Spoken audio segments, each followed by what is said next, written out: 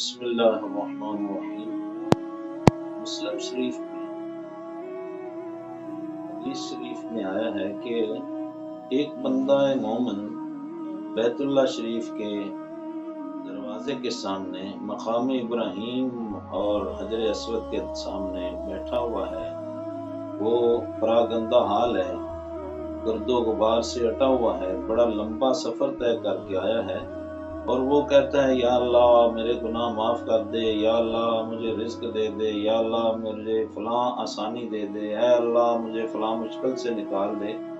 وہ بار بار یا اللہ یا اللہ یا اللہ کہتا ہے اور روتا ہے اور پریشانی کا اظہار کرتا ہے۔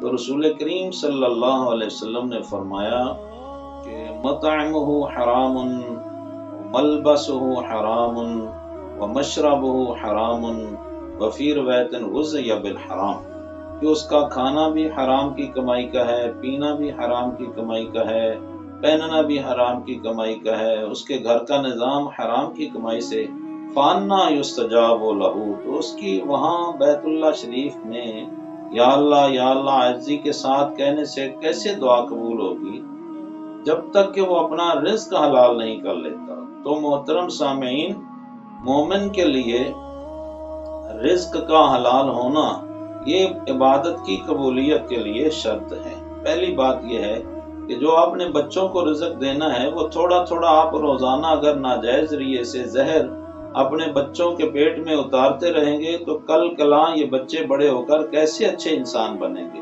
جب آپ نے ان کو کھانا ہی حلال کے لقمے کا نہیں دیا تو کل آپ ان سے کیسے توقع رکھیں گے کہ وہ آپ کے اور اپنی والدہ کے فرما بردار ہوں گے؟ حرام کھا کر کیسے فرما بردار ہوں گے؟ آج کل یہی ہمیں پریشانی ہے، ہم رزق اکٹھا تو کرتے ہیں لیکن حلال حرام کی تمیز اٹھا دیتے ہیں۔ تو دوستو، جب تک ہم اپنے رزق میں حلال کو شرط نہیں رکھیں گے تب تک ہمارے رزق کے حالات اسی طرح پریشان ہی رہیں گے۔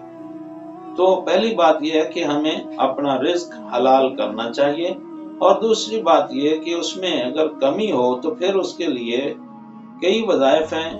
ایک تو اللہم اکفنی بحلالک عن حرامک واغننی بفضلک عمن سواک، حدیث شریف میں آیا کہ جو یہ کثرت سے پڑھتا ہے کچھ عرصے کے بعد اللہ تعالیٰ اس کا قرضہ بھی اتار دے گا اور اسے برکت بھی حاصل ہو جائے گی۔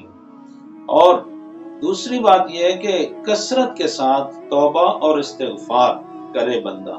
اور تیسری بات یہ حدیث میں جیسے آیا، جو چاہتا ہے کہ اس کے رزق میں برکت ہو، اس کی عمر میں برکت ہو، تو وہ صلہ رحمی کرے اور اپنے ماں باپ کے ساتھ زیادہ حسن سلوک کرے، اچھا سلوک کرے، اتنا اچھا کہ لوگ کہیں کہ شاید یہ دیوانہ اور مجنون ہے۔ اس طرح کا اپنے والدین کے ساتھ حسن سلوک کرے تو انشاءاللہ اس کے رزق میں برکت بہت زیادہ ہو جائے گی۔